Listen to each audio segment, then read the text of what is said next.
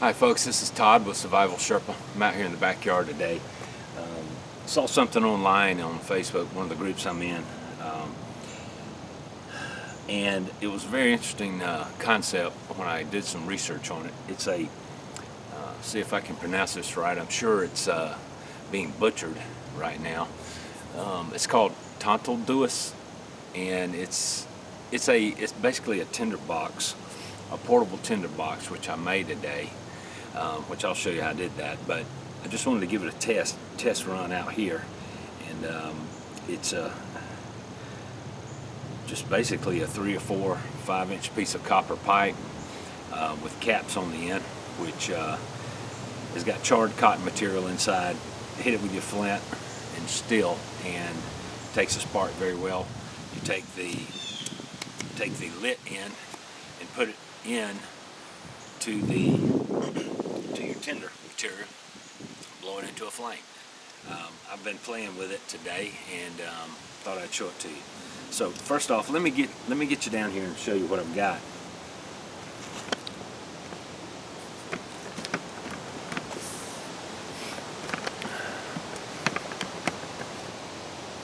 All right, this is what it looks like, and it's just some scrap 3/4 inch copper tubing, copper pipe that I've pulled out of my old plumbing supplies in there from when I do repair work for people.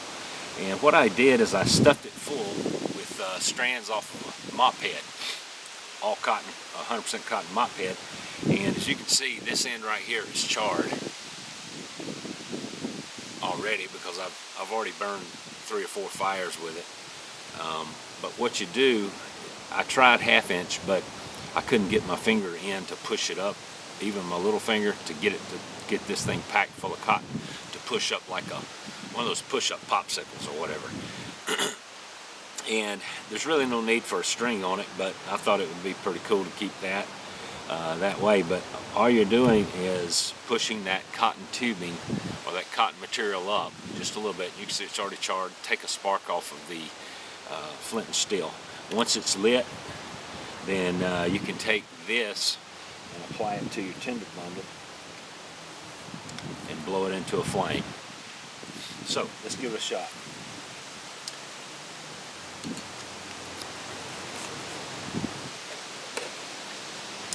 All right, it's we're in Georgia right now with what's left of the, I guess, 10 days of rain we've had. Finally got it to stop raining, I guess.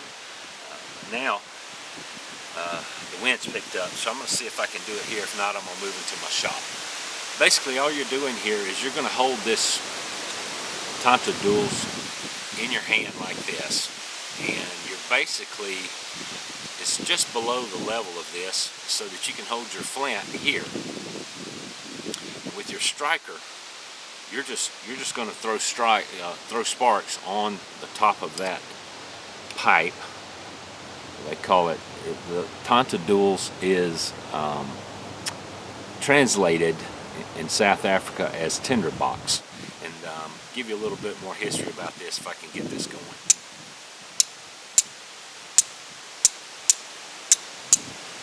Wind's blowing it everywhere. There we go.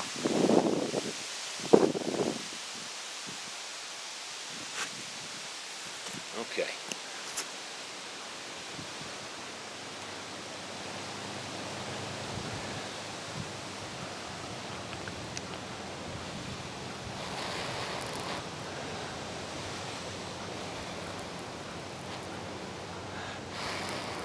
So now we can push that up just a little bit with my finger, and as you can see, hope you can anyway out here and outside, that it really creates a ton of fire inside that tube. It's almost like a big old cigar. So I'm just going to set it down in here and start blowing this into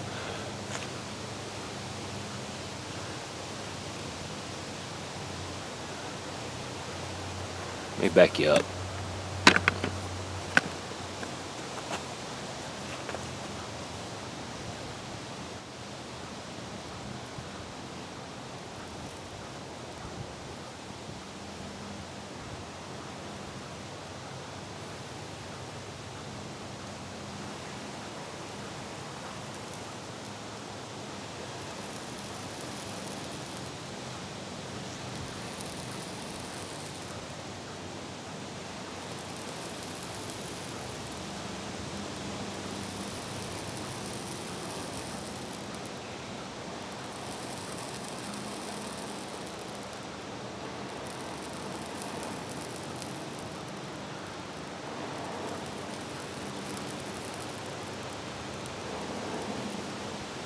There she is.